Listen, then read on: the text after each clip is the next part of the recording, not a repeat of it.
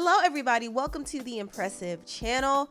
People in TMZ are reporting that Jonathan Majors is allegedly dating the actress Meagan Good.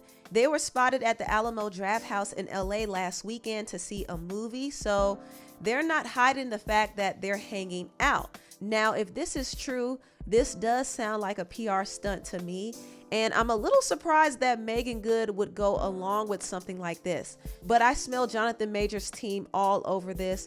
Clearly, his team is leaking this story, and they're leaking this story to distract us from Jonathan's legal woes with his ex-girlfriend. Now, y'all probably have already heard about the drama involving Jonathan and his ex. Jonathan is currently facing criminal charges for assaulting his ex-girlfriend, and Jonathan's lawyer actually leaked this text message trying to prove that his ex recanted her story about him attacking her. Now, she did recant her story in one of her texts, but the text prior to that made Jonathan look suspect. She said, "Please let me know you're okay when you get this. They assured me that you won't be charged. They said that they had to arrest you as protocol when they saw the injuries on me, and they knew we had a fight. I'm so angry that they did, and I'm sorry you're in this position. We'll make sure nothing happens about this. I told them it was my fault for trying to grab your phone. I only got out of the hospital. Just call me when you're out. I love you." Now, this didn't do much to sway the public into thinking that Jonathan Majors is innocent, and people started coming out of the woodworks claiming that Jonathan is a monster. He's a psychopath. So right now, Jonathan's PR team is working extremely hard to clean up his image because his image has definitely suffered. His blossoming acting career is in danger right now, and people in Hollywood are scared to work with him. People always say you're innocent until proven guilty, but they've already made up their mind that Jonathan is guilty. So there's a lot that Jonathan has to do to salvage his reputation. Now, one thing that's kind of making people second guess if Jonathan is guilty is this footage of his ex-girlfriend partying and drinking right after the incident. She's caught on camera doing her thing, and it doesn't appear that she has any injuries. At least this is what Jonathan's lawyer is saying. I do think this video does help cast some doubt, and it does make me wonder if she lied. Who knows, but Jonathan's reputation is pretty tarnished right now, and his team is doing everything they can to clean up this mess. And it's interesting that Jonathan is now using a prominent black woman in Hollywood to distract us from his drama with his white ex-girlfriend. I think it's a pretty shameless tactic to get the black community on his side and keep black women's support. It's pretty shameless to me, and I feel like they're definitely playing in our face with this one. But if it's true that he and Meagan are dating, I hope the temporary publicity is worth it. If Meagan is going to go along with this, I hope that she at least gets something out of it, because this won't necessarily do her any favors. Jonathan can't be completely trusted. His motives can't be trusted, at least. So I don't know. I don't know how I feel about this. I feel a little weird. I feel like Jonathan is using Meagan, and Meagan is kind of going along with it.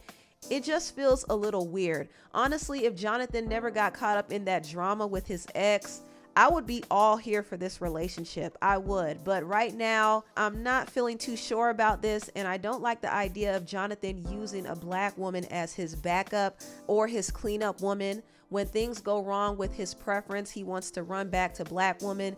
That's kind of problematic to me. I'd rather Jonathan prove his innocence on his own instead of using a black woman as a distraction. Anyway, moving on to the next messy topic. Word on the street is Jay-Z has an illegitimate son that he refuses to claim. Now, this man named Ramir Satterwhite has been trying to get a paternity test from Jay-Z for 10 years, but Jay-Z has pretty much been paying him dust. In fact, he said in his song Heard About Us by the Carters that for the 1,000th time, the kid ain't mine. Online, they call me dad kiddingly. You're not supposed to take this dad thing literally. So Jay-Z obviously feels like Ramir is not his son, but Ramir has been very persistent, and he is now putting more pressure on Jay-Z to take the DNA test. Now, Ramir's mother, Wanda, signed an affidavit, and in her statement, she detailed her relationship with Jay-Z. She said this: I, Wanda Satterwaith, write these allegations about my relationship with Sean C. Carter. I met Sean Corey Carter in fall 1992, and he identifies himself as Rock, according to my friend Kalisha Allen, who is eyewitness. Mr. Carter and a friend came to Philadelphia to pick up both me and Kalisha around the area of 24th and Balton Street in Philadelphia. I went by the name of Caramel or Precious. Kalisha rode in front of the car with Sean's friend, while Wanda, aka Caramel/Precious, rode in the back with Sean. The driver drove what looked like an Eldorado car, which was gold yellow. We were taken back to Sean's aunt's apartment in the Brooklyn projects in New York. The building had an elevator with gates and mirrors. Inside, I'm unsure about the floor, but the apartment had 2 bedrooms, and the bedrooms were off to your left once you entered the apartment. Ooh, that's a very specific detail. After talking, drinking, and dancing, my girlfriend went off to the room with Sean's friend, and I went with Sean. Sean was wearing a black Woolrich hood jacket with a hat, and his hair was a small afro, but once he left his aunt's place, he put on a black leather jacket. Sean and I did have protected sex, but the protection broke. Sean and his friend returned 2 weeks later to see us girls again, but they only found me, Wanda, since Kalisha was having problems at home. Sean asked me to leave with him, but I told him I could not because my mother would be upset. I never saw him again until a year later on television, but we still had no idea of his real name until later and did not know how to reach him. And Wanda did sign this affidavit, and she also had her witness sign as well. Now, what's interesting is the Daily Mail reported that Jay-Z wasn't initially the only potential father. In fact, around the time Wanda messed with Jay-Z, she was actually in a relationship with her high school sweetheart, Robert. So Robert was considered to be the potential father, but it was said that he took the DNA test and he is not the father of Ramir. So that allegedly leaves Jay-Z as the only option. And Jay-Z has been able to successfully avoid taking the DNA test. Ramir actually started the legal proceedings in New Jersey, and Jay-Z's team argued that the New Jersey court had no jurisdiction over the case because the paternity suit was actually initially filed by Ramir's mother, Wanda, in Pennsylvania, not New Jersey. Also, Jay-Z's lawyers argued that he doesn't have any property in New Jersey and he doesn't live there. Therefore, he should be exempt from taking a test there. However, Ramir's godmother, Lily, submitted documents to the court to show that Jay-Z actually owned properties in New Jersey, but the court did rule in favor of Jay-Z. So for years, Ramir has been unable to get Jay-Z to take the DNA test. And I do think it's a little odd that Jay-Z won't take it. Personally, I think if Jay-Z wants to shut Ramir up, he should take it and prove that he's not the father. But then again, there could be a possibility that he actually is the father. And maybe he's trying to avoid that. And I believe he's also trying to avoid the scandal and the press behind all of it, because honestly, it's embarrassing. He already has a family with the superstar Beyonce. So the fact that stories are coming out that he has other outside children that he doesn't claim is really tarnishing his image in a way, because it's making him seem like a deadbeat daddy. And this situation in particular is a little concerning because when Wanda got pregnant by Jay-Z, she was 16 years old and Jay-Z was 22. So that's another layer to the story that kind of makes Jay-Z look suspect.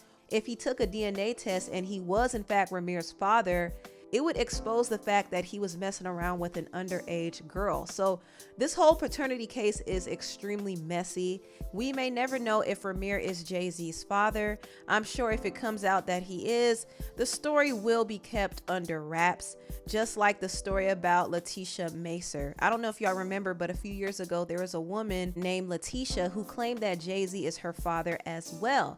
And she actually took an ancestry DNA test that linked her to Jay-Z's family. Since then, you haven't heard anything about the story. You haven't heard any updates about it.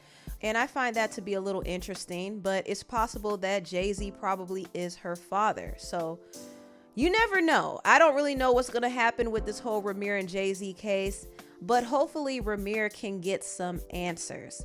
Anyway, tell me what you all think about this video down below. Please like, comment, and subscribe, and share this video if you care. Thank you so much for watching, and I'll see you next time. Bye.